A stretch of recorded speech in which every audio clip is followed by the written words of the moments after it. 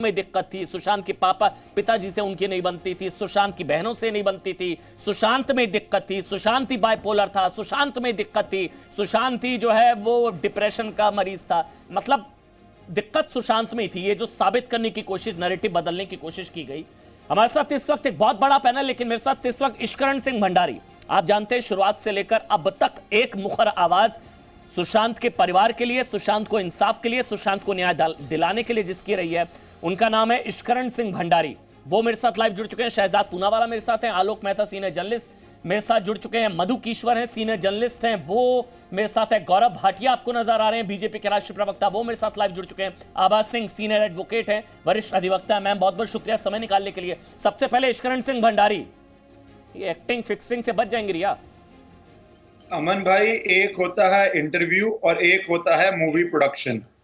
आपने movie production देखा है, क्योंकि किसी से भी अगर इतने बड़े केस में उसको टेंशन हो, बॉडी लैंग्वेज होती है। आप अमन भाई जाके किसी के सामने इस केस में 4 सवाल पूछे ना, तो व्यक्ति के चेहरे पे पसीना आ जाएगा, सोच सोच के बोलेगा, उसकी बॉडी लैंग्वेज ही बोल देगी कि अरे भाई अमन अगला सवाल क्या पूछ लेगा, क्या नहीं पूछेगा। यहाँ पे आपको बॉडी लैंग्वेज ही दिखा रही है कि पूरी स्क्रिप्ट पता था कोई मुश्किल डिफिकल्ट क्वेश्चन नहीं आने वाला।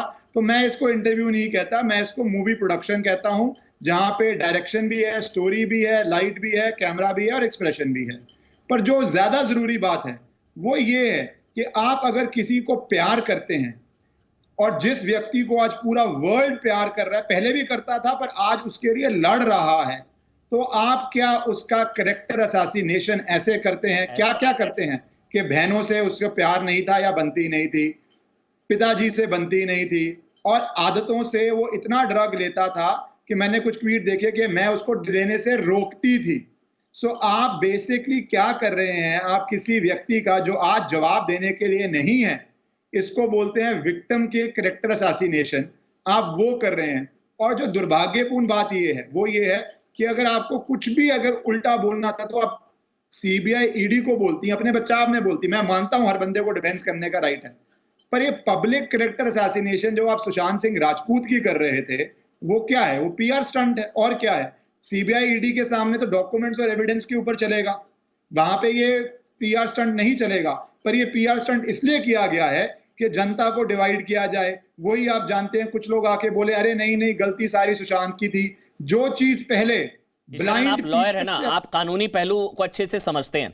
एनसीबी के सूत्र हमको ये भी बता रहे हैं कि इसके जरिए जो है गवाहों को प्रभावित करने की भी कोशिश की गई है। ये एनसीबी के सूत्र बता रहे हैं हमको, ये इस तरफ भी नैरेटिव बदलने की कोशिश की गई है। मुझे बताइए, क्या ये आज इत्तेफाक है क्या कि एक दिन पहले ये प्रायोजित पक्ष और अगले दिन इंटेरोगेशन, और प्रायोजित पक्ष से एक दिन पहले ड्रग्स का एंगल? ये इतना बड़ा इत्तेफाक तो नहीं हो सकता कि 70 दिन तक कुछ नहीं होता, अचानक से ड्रग्स की थ्योरी आती है, मामला फंसता हुआ नजर आता है तो प्रायोजित पक्ष सामने आ जाता है, फिर ये समझ में आता है कि अगले दिन पूछताछ हो रही है। इतना तो इत्तेफाक नहीं होता, इतना तो संयोग नहीं हो सकता। ये संयोग नहीं था ना प्रायोजित पक्ष, ये प्रयोग था। बिल्कुल बिल्कुल। देखिए, वैसे भी कोई अक्यूज्ड अगर बोलता है, वैसे भी क्रिमिनल केसेस में अक्यूज ज्यादा जो एक लीगल स्ट्रैटेजी हो के नहीं बोलना चाहिए, क्योंकि आप अपने आप को एक्सपोज करते हैं। तो ऐसी स्टेज पे आके अक्यूज्ड का ये डिसीजन लेना, और इस डिसीजन में कंसल्टेशन हुई होगी, अच्छी खासी कंसल्टेशन हुई होगी, हर जगह से हुई होगी। उस कंसल्टेशन के बाद आप आके बोलते हैं, इसका मतलब है आप कुछ दिशा बदलना चाहते हैं, आप कुछ घबरा रहे हैं, आप कुछ चेंज करना चाहते हैं। क्या यही तो, और ये बहुत जरूरी है, क्योंकि मीडिया में बहुत बारी ये बात होती है प्लेटफॉर्म और डी प्लेटफॉर्म करने की। किताबों को रद्द कर दिया जाता है कि हमें प्लेटफॉर्मिंग नहीं करनी। तो यहाँ पे आप अक्यूज्ड को प्लेटफॉर्मिंग करके और ऐसे सवाल, और मेरा सबसे बड़ा जो मुझे प्रॉब्लम लगी इस पूरी चीज में, कि आप जो व्यक्ति अपना जवाब देने के लिए नहीं है, आप उसको ड्रग यूजर और उसके परिवार पे आप जो बातें कर रहे हो, और श्वेता ने उसके बाद ट्वीट भी किया है, टिकट्स किए हैं, सब कुछ किया है, पर जो ये पूरी स्ट्रैटेजी थी वो जनता के सामने एक्सपोज्ड है, और जनता सब समझ रही है कि ये मूवी प्रोडक्शन था, ये इंटरव्यू नहीं था। और एनसीबी की जो ये वार्निंग है, लास्ट बात बोलूंगा बस, एनसीबी की जो ये वार्निंग है, अगर एनसीबी इस कंक्लूजन पे पहुंची कि ये विटनेस को प्रभावित करने का अटेम्प्ट था, तो फिर आगे जाके लीगल कठिनाइयां बहुत आती हैं, क्योंकि विटनेस इन्फ्लुएंसिंग एक बेल का बहुत बड़ा ग्राउंड है रिजेक्ट करने का। मुझे पता है आपकी एक बात बहुत अंदर तक लगी, वो ये जितने भी लोग ताल ठोक के देख रहे हैं, सुशांत हमारे बीच में नहीं है इन बातों का जवाब देने के लिए। आज अगर उनके करेक्टर असैसिनेशन, एक शख्स मर चुका है, इस तरह की चीजें करके उसको बार बार मारने की कोशिश की जा रही है। एक बार उसकी मौत हो चुकी है, ये बार बार प्रायोजित पक्ष लग के परिवार का चरित्र हनन, उसको बार बार मारने की कोशिश की जा रही है। नंबर एक। नंबर दो, वो हमारे बीच में नहीं है, वो अपना पक्ष रख सके अगर उस पर आरोप लगाए जा रहे हैं। दिक्कत सुशांत में थी। सुशांत ही बाइपोलर था, सुशांत ही ड्रग्स लेता था, सुशांत डिप्रेशन में था, सुशांत की पिताजी से नहीं बनती थी, सुशांत की परिवार से नहीं बनती थी। दिक्कत सुशांत में थी। सुशांत नहीं है ना हमारे बीच। आपने जो वही बंदा बोला। हमारे बीच में नहीं है, उसके खिलाफ हम जहर उगल रहे हैं। इश्करण जल्दी से, उसके बाद मैं पैनल पर जाऊंगा। बिल्कुल जहर भी नहीं उगल। आपने देखिए कौन सा हिस्सा छोड़ा। परिवार पे आपने बोला, बहनों पे बोला, और एक और बात जोड़ दूं, माता जी के बारे में भी कुछ उन्होंने सजेस्टिव बोला है ना। तो माता जी जो स्वर्गवास हो चुके हैं उनके बारे में, पिताजी के बारे में, बहनों के बारे में, सुशांत के बारे में, आप इसको आप प्यार कहते हैं? जब आपने उस व्यक्ति और उसके पूरे परिवार, और व्यक्ति जवाब नहीं दे सकता, आपने छोड़ा क्या है? देखिए आज क्या था, देखिए जब हम देश देख रहा है। इश्करण, मेरे को अब आगे पैनल पर जाना है। देखिए इश्करण, ठीक है, बहुत बहुत शुक्रिया इश्करण, आपने कहा था आप डिबेट में शामिल नहीं होंगे। आज देखिए हमको यह तय करना था कि देश कहां खड़ा है। आप सोचिए, अगर जी न्यूज पिछले 1.5-2 महीने से मुहिम चला रहा है, देश का तमाम मीडिया, तमाम लोग, वो क्या कह रहे हैं? आप लोगों को तय करना है ना कि आप सुशांत के साथ खड़े हैं या जिन पर सुशांत की हत्या का आरोप है आप उनके साथ खड़े हैं। लोगों ने बता दिया मेरे ख्याल से। लेकिन इस वक्त पैनल में मेरे साथ एक वो शख्स हैं जो शायद सबसे सीनियर आप कह सकते हैं, 40 सालों का पत्रकारिता का अनुभव है, 4 दशकों का। उनसे बेहतर कोई नहीं बता सकता कि यह पत्रकारिता का पतन काल है क्या। हम भी पत्रकार हैं सर, उसी बिरादरी में आते हैं, शर्म आती है कहते हुए। अब मैंने आपका ट्वीट भी पढ़ा आलोक सर, मतलब दाऊद इब्राहिम भी इंतजार कर रहा होगा कि उसका भी एक मासूमियत भरा इंटरव्यू हो जाए। उस बेचारे ने क्या गुनाह किया, उसकी क्या गलती है फिर जी? मासूमियत वाली एक्टिंग तो वो भी कर लेगा, उम्र तो उसकी भी हो गई है।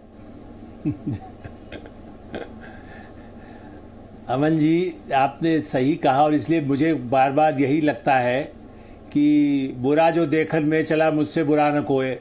इसलिए आप, हो सकता है कि आप हमारी बिरादरी, मतलब मुझे भी, मैं अपने को भी दोषी मानता हूं, जब हमारी बिरादरी के लोग जैसे आपके स्टूडियो में या मंदिर में जाकर के यदि उसको पीकदान की तरह कहीं जगह पर यदि उसका इस्तेमाल करेगा किसी बर्तन का भी, तो आप कैसे अलाउ करेंगे? आप कहेंगे ना कि स्टूडियो को, भाई स्टूडियो में कई, आप तो जानते हैं जहां स्टूडियो रिकॉर्डिंग होती कई जगह तो जूता निकाल के जाना होता है। तो मैं ये मानता हूं कि ये इस तरह से होना है बड़ा दुखद है।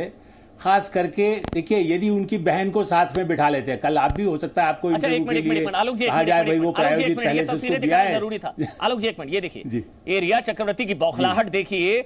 जब प्रायोजित सवाल नहीं पूछे जा रहे थे ना, जब सख्त सवाल पूछे जा रहे थे, कैसे बौखलाई, कोनी मार रही है वो। ये देखिए, अब ध्यान से देखिएगा इन तस्वीरों को। अब तक क्या हो रहा था कि फ्रेंडली इंटरव्यू हो रहा था ना, प्यार भरे सवाल पूछे जा रहे थे, कोई दिक्कत नहीं थी, सवाल पता थे। जब जैसे अटपटे सवाल पूछे गए, वहां पर रिपोर्टर्स की टीम पहुंची, जब असल सवाल पूछे तो देखिए, ये देखिए कोनी मारी है, गुस्सा देखिए, बौखलाहट देखिए, खींच देखिए, कोनी मार रही है शीशे पर। ये बौखलाहट है ना, कल कोनी नहीं चली ना आलोक जी। यही बिल्कुल।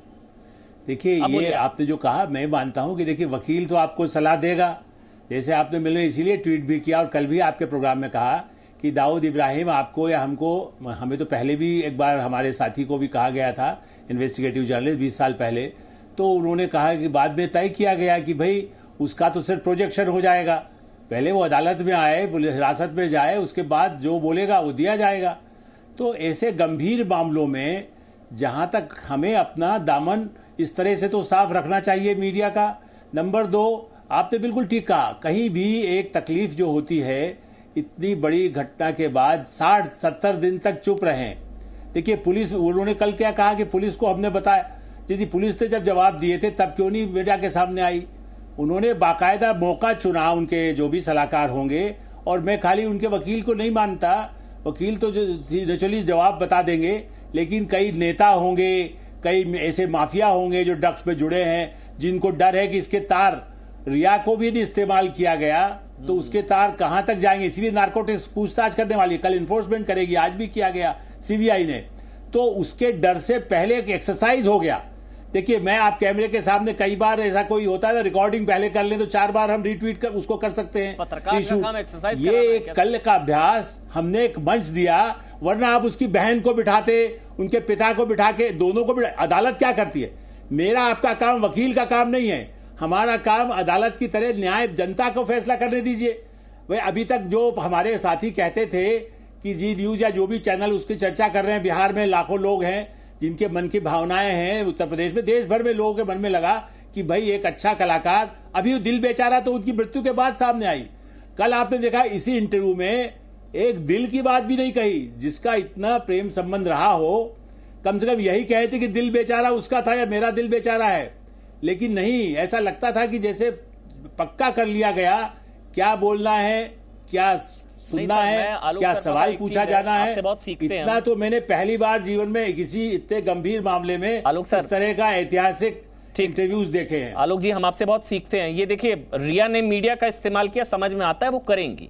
उन पर हत्या का आरोप है, अबेटमेंट टू सुसाइड है, पिताजी हत्या का आरोप लगा रहे हैं, वो करेंगी। लेकिन मीडिया इस्तेमाल कर रहा है टीआरपी के लिए, फायदे के लिए। मतलब ऐसा क्या फायदा? ठीक है, फायदा टीआरपी की लड़ाई हो सकती है, मतलब ऐसा क्या फायदा कि आप परिवार के आंसू ना आपको दिखे, उनके पिताजी की वेदना संवेदना ना दिखे। हम लोग तो न्याय की मांग कर रहे हैं सुशांत के लिए ना।